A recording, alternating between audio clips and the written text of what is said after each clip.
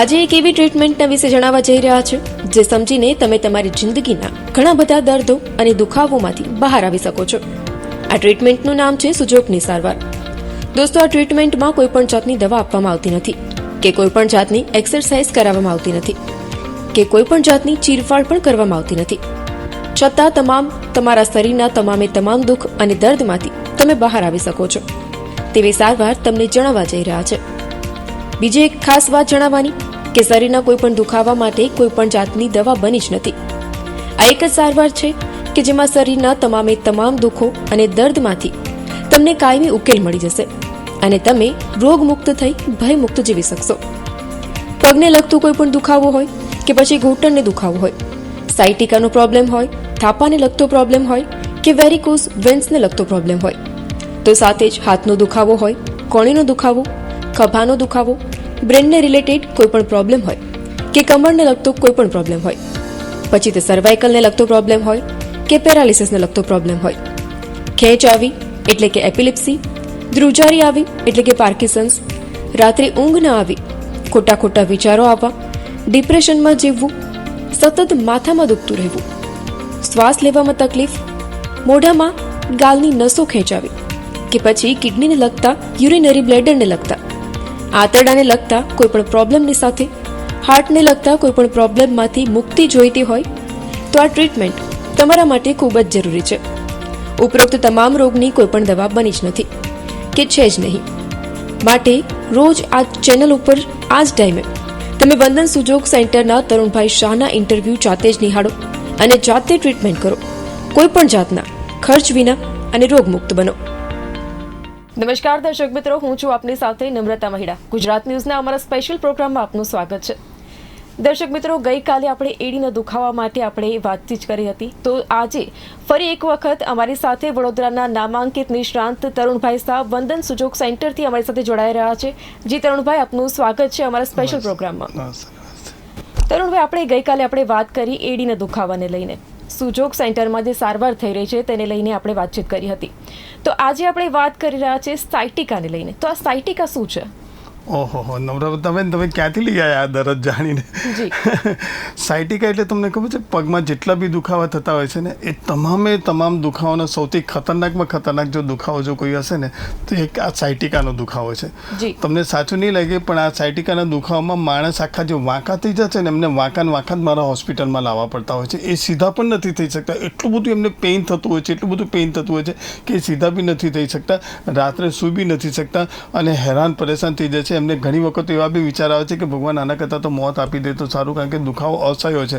બીજી વસ્તુ, medical science પાસે આ બધા રોગોનો કોઈ ઇલાજ જ નથી. પેશન્ટ જાય તો જાય ક્યાં? આવા ઢગલા પણ સાયટિકા એટલે શું, પહેલાં એ વાત સમજી લઈએ કે એક નસ બ્રેઇનમાંથી નીકળીને L5માં રહીને અહીં થાપા પર રહીને ઘૂંટણની પાછળની પગના તળિયામાં જતી હોય છે. હવે આ નસ છૂટી કરાવવાની, કેવી રીતે છૂટી કરાવવાની? મેડિકલ સાયન્સ પાસે એક ઇલાજ છે, ઓપરેશન. પણ ઓપરેશનથી કેટલા પેશન્ટ ક્યોર થાય છે? બીજી વસ્તુ, ઓપરેશન કરવા જશો તો 2-2.5 લાખનો ખર્ચો તો જો છે, ત્યાં પછી કોઈ ગેરંટી નથી કે ક્યોર થશે. હું સુજોગની અંદર અને 100% ક્યોર, અને બીજી 10 મિનિટ તમને રિઝલ્ટ મળે છે. એટલે સાયટિકાનો દુખાવો એ માત્ર સુજોગમાં ક્યોર થતો હોય છે. આ બ્રેઇનમાંથી જે નસ નીકળતી હોય છે એ તમે છૂટી કેવી રીતે પાડશો? હું તમને સુજોગની અંદર આની કેવી રીતે ટ્રીટમેન્ટ થાય એ બી થોડાક સમયમાં સમજાવીશ તમે. પણ સાયટિકાનો દુખાવો એટલે બ્રેઇનમાંથી નીકળીને L5માં રહીને થાપા પર રહીને ઘૂંટણની પાછળની પગના તળિયામાં જતી એક નસ હોય છે, જેને છૂટી કરાવવી પડશે. એને સાયટિકા કહેવામાં આવે છે. જી તરુણભાઈ, જેમ કે આપણે સાયટિકાની આપણે બધું જણાવ્યું, તો ખાસ કરીને આજે આપણે વાત કરી રહ્યા સાયટિકાની, તો ઉંમર આપણે જણાવશો કે કઈ ઉંમરમાં આ રોગ થાય છે? બેન, આ રોગ બી એવો છે ને કે જ્યારે માણસ એની શારીરિક ક્ષમતા કરતાં જ્યારે વધારે પડતું કામ કરતા હોય છે ને, એ લગભગ ઘણી વખત તો 30 વર્ષના લોકોમાં પણ જોવા મળતા હોય છે. પણ હું માનું છું ત્યાં સુધી 40 થી 60 વર્ષની અંદર આ બધા સાયટિકાના દુખાવા ઘણા બધા થતા હોય છે. પણ જ્યારે એની ઉંમર કરતાં વધારે, એની શારીરિક ક્ષમતા કરતાં વધારે જ્યારે કામ થતું હોય છે ને, ત્યારે બહુ જ આ રોગ પીડા કરતો હોય છે. બહેનોમાં પણ આ રોગ ઘણો બધો વધારે જોવા મળે છે, ભાઈઓમાં પણ ઘણો બધો રોગ. એટલે આ તો દરેક ઉંમરના દરેક વ્યક્તિ, બહેન હોય કે ભાઈ હોય, દરેક જણને આ બધા રોગો ઘણા થતા જ હોય છે, ખતરનાક જ થતા હોય છે. અને એને સારા કરવા જ પડે એમ હોય છે. એટલે એની ઉંમરનો કોઈ બાદ નથી હોતો, કોઈ પણ ઉંમરમાં થઈ શકે છે. જણાવશો કયા કારણોથી આ સાયટિકા જે રોગ છે, કયા કારણોથી થતું હોય છે? સાયટિકાની મેં કીધું ને કે જ્યારે એ લક્ષ્મણ રેખા કરતાં વધારે જ્યારે કામ કરે છે એની શારીરિક ક્ષમતા કરતાં જ્યારે વધારે પડતું કામ કરે છે ને ત્યારે કોઈક નસ એવી હોય છે કે જે એની નસ ખેંચાઈ જતી હોય છે. હવે કે જે નસ ખેંચાતી હોય છે એને નસ શોધવી પડતી હોય છે અને એ ચાલી જ નથી શકતા સીધા, એને સાઈડ ઉપરથી આખી ક્રોસમાં એમને બહારની સાઈડથી નસ એટલી બધી ખેંચાતી હોય છે ને કે એમને ચાલવામાં બહુ તકલીફ હોય છે. એટલે મેઇન જે છે ને એ આ નસોનો પ્રોબ્લેમ છે. એ નસો ક્યોર થાય ને તો જ એ સાયટિકાનો પ્રોબ્લેમ ક્યોર થાય, એ રીતનું હોય છે. જી તરુણભાઈ, જણાવશો કે કોઈ પણ રોગ હોય તો એનો જે પ્રાથમિક જે શરૂઆત તબક્કો હોય છે, ઘણી વખત આપણને નથી ખબર હોતી કે કયા તબક્કામાં આપણને કોઈ પણ રોગ થતો હોય છે. તો આજે સાયટિકા જે રોગ છે એ કયા આપણે વાત કરીએ તો કયા અને લક્ષણો શું છે એના? ના, લક્ષણોમાં એ કેવું છે કે તમારે મેં કીધું ને કે સુજોગનો થોડો સ્ટડી કરી લેવો પડશે. જ્યારે આપણને ખબર હોય કે આ બીજી આંગળી જે છે આપણા પગની જ આંગળી છે. સાયટિકા એટલે શું છે, બહારની સાઈડેથી આખી નસ ખેંચાતી છે, બ્રેઇનમાંથી નીકળીને L5 પર રહીને થાપા પર રહીને ઘૂંટણની પાછળની પગના તળિયામાં જતી હોય છે. તો હવે આ નસ માટે શું છે, આ બીજી આંગળી તમે જોશો તો બીજી આંગળી, જો મારી આંગળી તમે અત્યારે જોશો તો એકદમ સપાટ દેખાશે, તમને ક્યાંય ફૂલેલી ફાલેલી નહીં દેખાય.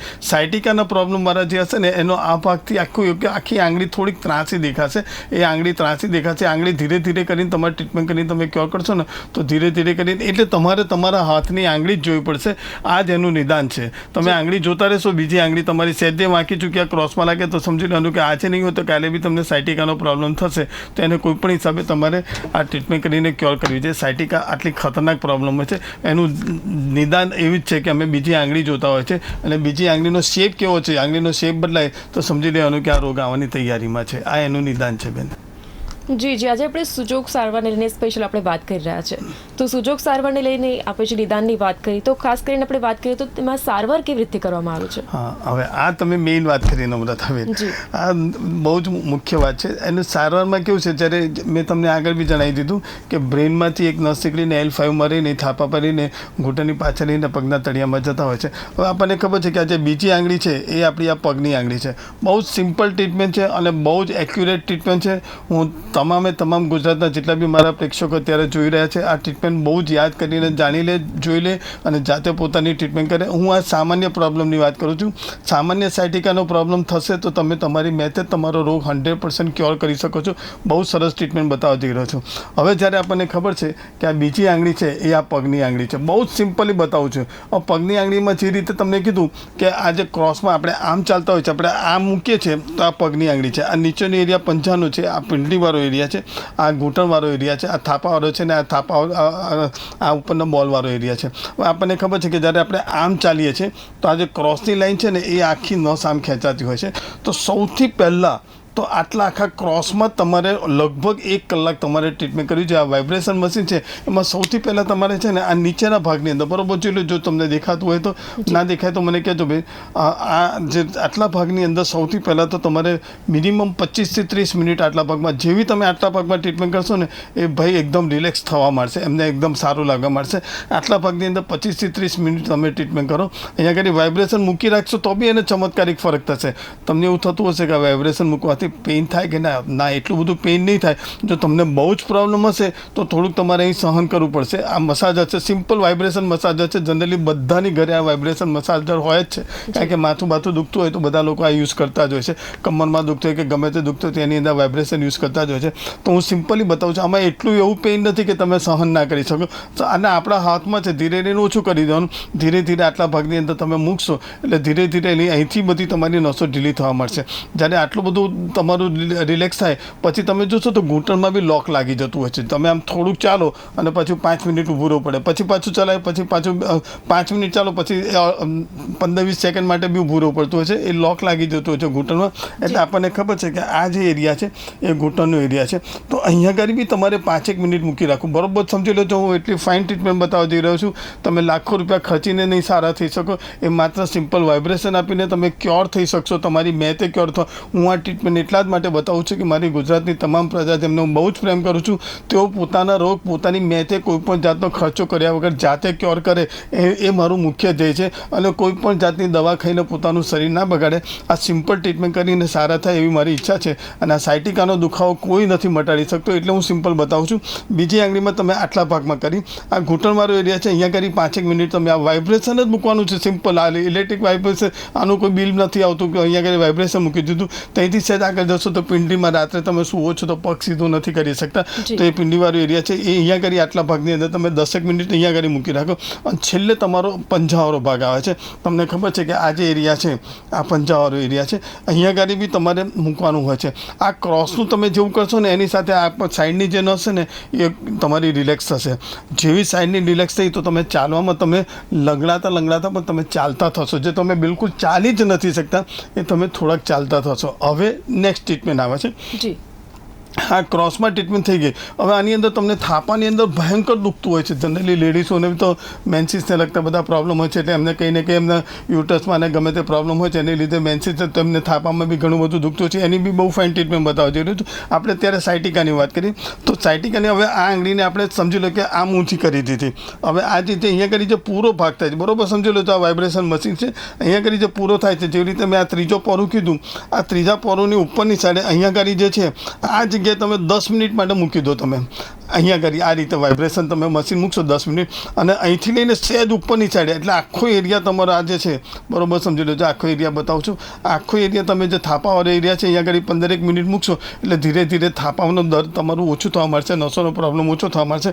ત્યાંથી પછી તમે આ જે ભાગ છે અહીંયા આગળ તમે 10 મિનિટ મૂક્યું, એની સાથે તમારો જે અહીંયા ઉપરની સાઈડે જે દુખે છે તમને જાંઘમાં ને બધું, એ બધું રિલેક્સ થવા મળશે. ત્યાંથી આ ઘૂંટણવાળો એરિયા આવશે. અહીંયા આગળ તમે 10 મિનિટ મૂકો એટલે ઘૂંટણ બી રિલેક્સ થશે. અને પછી આ પિંડીવાળો ભાગ છે અહીંયા આગળ તમે ઉપરની સાઈડે મૂકશો એટલે અહીંયા આગળ હોટનેસ સિટનેસની ઉર્જા શક્તિ કહેવાય, અહીંયા આગળ હ્યુમિડિટીની ઉર્જા શક્તિ કહેવાય, એટલું બેલેન્સ થશે.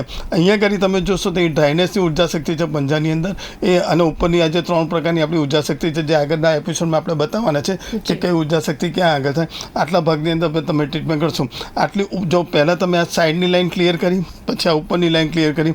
જેવી ઉપરની લાઈન ક્લિયર કરશો ને એટલે માણસ સીધો ચાલતો થઈ જશે. પણ સીધો ચાલતો થશે એટલે હજુ ક્યોર નથી થયો, બરાબર ને? કારણ કે એક નસ શું છે, ઘૂંટણની પાછળના પગના તળિયામાં બી જાય છે. આ નસ બી તો સરખી કરવી છે ને, કરવી છે ને નમ્રતાબેન? એટલે આપણે પહેલાં તો આ ક્રોસ કર્યું, આ ઉપર થઈ ગયું. આટલું થઈ ગયા પછી આપણે હાથ આમ સીધો કરી દેવો છે, બરોબર સમજી લેજો. હવે હાથ સીધો કર્યા પછી આ જે છેલ્લો પોરું છે, હું જે આ ટ્રીટમેન્ટ બતાવું છું ને એ એટલી ફાઇન ટ્રીટમેન્ટ બતાવ્યું છું ને કે તમે કોઈ બી જગ્યાએ 4 થી 4.5 લાખ સુજોગની સાઈડ હશે ઇન્ટરનેટ ઉપર, ગૂગલ ઉપર, પણ તમને આટલું એક્યુરેટ કોઈ નહીં બતાવે. મારી ઈચ્છા એવી છે કે દરેક માણસ પોતાની મેથે ક્યોર થાય, એટલા માટે હું બતાવી રહ્યો છું. તમે અનુભવ કરજો, તમે દવા ખાઈને થાકી જાઓ, ડૉક્ટરો બદલીને થાકી જાઓ, લાખો રૂપિયા ખર્ચીને બદલીને તમે થાકી જાઓ, ના સારા થાવ, તો છેલ્લે તમે સુજોગ અપનાવજો, તમે 100% ક્યોર થઈ જશો. એટલી ફાઇન ટ્રીટમેન્ટ બતાવું છું. હવે આપણે જે ઘૂંટણની પાછળ રહીને પગના તળિયામાં જે નસ થાય છે એ સરખી કરવી છે. તો હાથને આપણે આમ સીધો કરી દીધો. સીધો કર્યા પછી આ જે છેલ્લો પોરું છે અહીંયા આગળ તમને પેઇન થશે, કારણ કે અહીંયા આગળ તમારે યુટરસને લગતા, યુરિનને લગતા જે પ્રોબ્લેમ છે, યુરિન અટકતું હોય છે.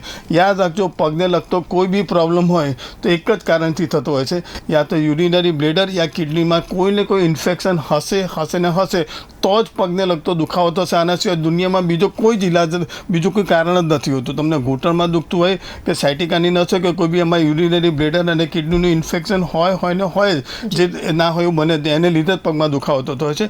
એટલે આપણે જઈએ તો આ જે ત્રીજો પોરું છે અહીંયા આગળ કરવાથી એને યુરિનને લગતો પ્રોબ્લેમ થોડોસો અટકીને યુરિન આવતું હશે કે એટલો ફ્લોમાં દૂર ના આવતું, કે જેટલે દૂર સુધી યુરિનની ધાર જવી જોઈએ એટલો ફ્લો ના હોય, એ યુરિનને લગતા જે પ્રોબ્લેમ હશે એ બી ધીરે ધીરે અહીંયા ક્યોર થશે. અને આ નીચેનો વારે એરિયા કરશો એટલે યુટરસને લગતો કે એને થાપાને લગતો જે પ્રોબ્લેમ હશે એ બી ક્યોર થશે. અને આ જે ત્રીજો પોરું છે અહીંયા આગળ કરવાથી અને પેટને લગતો બી જે થોડો પ્રોબ્લેમ હશે એ બી ક્યોર થશે. અને આ ઘૂંટણની પાછળનું જે મેં કીધું કે ઘૂંટણની પાછળને પગના તળિયામાં જે નસ જાય છે એ આ એરિયામાં તમે ટ્રીટમેન્ટ 15 મિનિટ તમારે અહીં મસાજ મૂકી રાખો છે.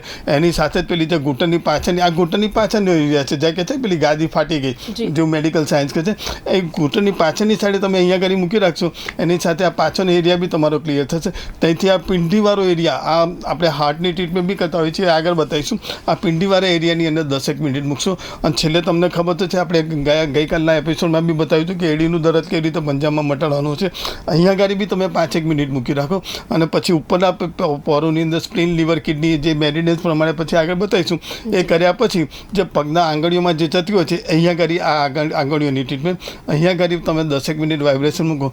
પહેલી જ ટ્રીટમેન્ટ તમે આટલી કરીને દોસ્તો હું ચેલેન્જ આપું છું, તમે જાતે અનુભવ કરશો. પહેલી ટ્રીટમેન્ટમાં જ્યારે તમે સીધા ચાલતા થશો ને ત્યારે તમારા મોઢામાંથી નીકળશે કે તરુણભાઈ અમે તમને ભગવાન માનીએ છીએ, તમે એટલી ફાઇન ટ્રીટમેન્ટ બતાવી છે કે આજે આટલા વર્ષોથી અમે પીડાતા હતા એ આજે અમે સીધા ચાલતા થઈ ગયા છે. એટલે હું તો ગુજરાતના તમામ લોકોને કહીશ કે આ ટ્રીટમેન્ટ જાતે શીખો, જાતે અપનાવો અને જાતે ક્યોર થાઓ. નહીં થાઓ અને જો ક્રોનિક થશે તો તમારે મારે ત્યાં આવવું પડશે. પણ સામાન્ય પ્રોબ્લેમ હશે ને જો તમે તમારી મેતે ક્યોર કરશો તો 100% ક્યોર, કારણ કે આનો ઇલાજ નથી. તમે દવાઓ ખાઈને થાકી જશો છતાં સારા નહીં થાવ. આ સુજોગની ટ્રીટમેન્ટમાં કોઈ દવા ખાવાની જ નથી, તમારી મેતે જ ટ્રીટમેન્ટ કરવાની છે ને ક્યોર થશે.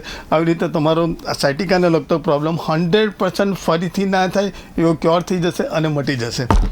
છે ને નમ્રતાબેન? હા જી તરુણભાઈ, જણાવશો અમારા દર્શક મિત્રોને, ખાસ કરીને અત્યારે આપણે નિદાનની વાત કરી, આપણે લક્ષણો શું છે તેની વાત કરી, પરંતુ આ જે સારવારની આપણે વાત કરી તો એ શું પરમનન્ટ છે કે પછી ટેમ્પરરી છે? ઓહો નમ્રતાબેન, આપણે તો કોઈ દવા આપતા જ નથી કે ટેમ્પરરી હોય. દવા આપીએ તો પેલી હમણાં ખાધી 10 મિનિટ માટે સારું, પછી પાછું જેવું હતું. દવા તો કોઈ જાતની આપતા નથી કે કોઈ એક્સરસાઇઝ બી નથી કરાવતા. હા, એક્સરસાઇઝ અમે કરાવીએ છીએ. ક્યારે કરાવીએ છીએ? જ્યારે પેલો પરમેનન્ટ ક્યોર થઈ જાય, પછી ચાલતો ફૂલતો થઈ જાય અને પગને લગતો તમામ દુખાવા કમ્પ્લીટ મટી જાય ને ત્યારે અમે એમને નોર્મલ એક્સરસાઇઝ બતાવતા હોઈએ છીએ કે તમે આ નોર્મલ એક્સરસાઇઝ હવે સાયટિકાનો પ્રોબ્લેમ વાળો એક્સરસાઇઝ કરી જ નથી, પગ જ ઊંચો નથી થતો, ત્યાં એક્સરસાઇઝ શું કરવાનું છે? પણ જ્યારે પૂરેપૂરો ક્યોર થઈ જાય ને ત્યારે એન્ડમાં એકાદ એક્સરસાઇઝ અમે બતાવતા હોઈએ છીએ કે આ એક્સરસાઇઝ તમે કરો. એ પહેલાં શરૂઆતમાં એવું કહેતા હોય છે કે એક અઠવાડિયું રોજ કરો, પછી કહે છે અઠવાડિયામાં 5 દિવસ કરો, પછી કહેતા હોય છે અઠવાડિયામાં 2 દિવસ કરો. એવી રીતે 1-2 મહિના પછી એક્સરસાઇઝ બી બંધ કરાવી દે છે. એટલે એનો પરમેનન્ટ પ્રોબ્લેમ ક્યોર થાય છે. અમારે ત્યાં કોઈ દવા આપવામાં આવતી નથી, કોઈ ચીરફાડ નથી. એટલે અમારે ત્યાં જે પેશન્ટ સારા થશે એ પરમેનન્ટ જ સારા થશે. ભલે વહેલું મોડું થાય. વહેલું મોડું એટલા માટે થાય કે તમારો રોગ કેટલો જૂનો છે, કેટલા વર્ષ જૂનો છે. તમે એવું કહો કે મારો 25 વર્ષ જૂનો પ્રોબ્લેમ મને 5 દિવસમાં સારો કરો તો એ કદાચ ના બી થાય, કારણ કે 25 દિવસ પ્રોબ્લેમ હોય તો 25 મહિનાની તો 25 અઠવાડિયા તો થાય કે ના થાય, એવી એક ગણતરી રાખવાની. પણ ઘણી વખત કેવું છે કે શરીર બહુ સારું રિટર્ન આપતું હોય છે અને બહુ સારું રિટર્ન આપતું હોય છે ને ત્યારે ફટાકતું પણ રિઝલ્ટ મળી જતું હોય છે. એ રીતનું હોય છે. તરુણભાઈ, અત્યારે તમે વાત કરી નિદાનને લઈને, સારવારને લઈને કે પરમેનન્ટ છે કે પછી ટેમ્પરરી છે, તો અત્યારે અમારા દર્શક મિત્રોને જણાવશો કે તમારી પાસે એવો કોઈ દર્દી આવ્યું છે કે જેને વધારે પડતી જ ગંભીર આ જે સમસ્યા છે સાયટિકાની, એવો કોઈ દર્દી આવ્યું હોય ને સારવાર કેટલો સમય લાગ્યો છે? બહુ જ ફાઇન સવાલ પૂછ્યો. આમ તો મેં ઢગલાબંધ પેશન્ટો ક્યોર કર્યા છે, કારણ કે મારો તો કામ જ આ છે. હું 24 વર્ષ થઈ ગયા, મને 25મું વર્ષ બેસશે. 25 વર્ષથી આ જ કામ કરું છું. સવારથી લઈને રાત સુધી મારા હાથમાં 24 કલાક સુજોગ મસાજર જ હોય છે. હું આની અંદર રિસર્ચ કરતો રહું છું અને મારો પોતાનું હોસ્પિટલ છે. મેં ઢગલાબંધ પેશન્ટો ક્યોર કર્યા છે. પણ એક પેશન્ટનું મને યાદ છે, એ બિચારા ભાઈ છેક અંકલેશ્વર પાસેથી આવતા હતા, અંકલેશ્વરની આગળથી આવતા હતા. એ બી એટલા બધા ક્રોનિક હતા કે એ ચાલી જ નહોતા શકતા.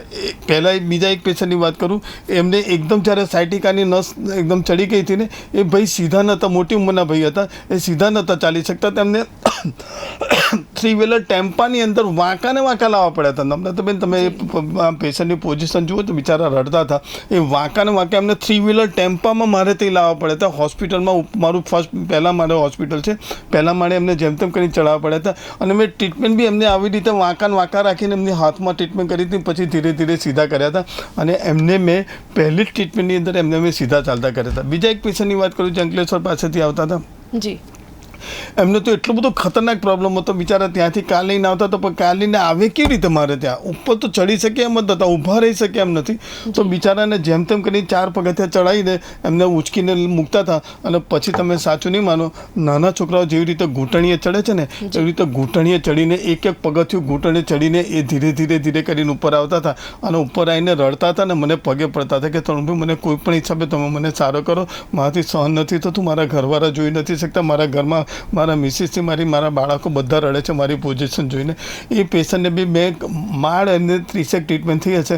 અને આજની તારીખે બી એ ભાઈ મને દર 2-3 મહિના થાય એટલે એમનો ફોન આવે કે એમની પાસે કોઈ પેશન્ટ હોય તે પેશન્ટને બી મારે તે લઈને આવે છે. અને મારો ભગવાન જેવું મને માનીને આભાર માને છે. એવા તો ઢગલાબંધ પેશન્ટ. પણ આ જે ક્રોનિક પ્રોબ્લેમ છે ને, મેં એમને કીધું કે પગથિયા ચડીને ઘૂંટણીએ ચડીને આવતા હતા, એ પેશન્ટને બી મેં 100% ક્યોર કર્યા છે. આવા તો બહુ જ પેશન્ટો છે. કેટલા પેશન્ટ તમે કહેશો, એના નામ એડ્રેસ સાથે બધું તમને આપીશ, તમે જાતે એમની સાથે વાત કરી લો. પણ આ બધા જે પ્રોબ્લેમ હોય છે, એક તો હું તમને નામ નહીં આપી શકું, એક તો બહુ જ મોટી IAS અધિકારી હતા, પોલીસ કમિશનર લેવલના માણસ હતા, એમને પણ આ રીતની તકલીફ હતી. એ બી ઘૂંટણીએ ચડીને મારે ત્યાં આવેલા છે અને એમની બી ટ્રીટમેન્ટ કરીને મેં ક્યોર કરેલા છે. હવે તો ઢગલાબંધ પેશન્ટો છે, એટલે હું કેવી રીતે તમને કહી શકું. એટલે મારે ત્યાં કોઈ બી ક્રોનિક પ્રોબ્લેમ, ગમે તેવો બી પ્રોબ્લેમ હશે, પગને લગતો કોઈ પણ પ્રોબ્લેમ હશે, હું 110% એને પરમેનન્ટ ક્યોર કરી દઈશ. ફરીથી ના થાય એવો ક્યોર. અને તમે જાતે જ કરો. પહેલાં સામાન્ય પ્રોબ્લેમ હશે તો તમારે મારે ત્યાં આવવાની જ જરૂર નથી. તમે જાતે ક્યોર કરો, જાતે તમે સારા થઈ જાઓ. તમારાથી ના થાય સારું, બહુ ક્રોનિક પ્રોબ્લેમ થાય તો જ મારે ત્યાં આવવાનું, તો જ હું ટ્રીટમેન્ટ આપીશ. પહેલાં તમે મેં જ ક્યોર કરવાનું. પણ હું ઈચ્છીશ કે ગુજરાતની દરેક પબ્લિક આ બધા રોગો શીખી લે અને જાતે ક્યોર થાય. હે ને નમ્રતાબેન? જી તરુણભાઈ, જણાવશો સાયટિકાથી જે પીડાતા જે પેશન્ટ છે એમને લાસ્ટમાં તમે શું મેસેજ આપવા માંગશો? પગને લગતા કોઈ બી પ્રોબ્લેમ માટે હું દરેક માણસે પહેલાં તો એવું જ કહીશ કે તમારું યુરિનરી બ્લેડર અને કિડનીનું ઇન્ફેક્શન ઉપર સૌથી પહેલું ધ્યાન રાખો. યુરિનરી બ્લેડર અને કિડનીમાં ઇન્ફેક્શન ના થાય એનું ખાસ ધ્યાન રાખો.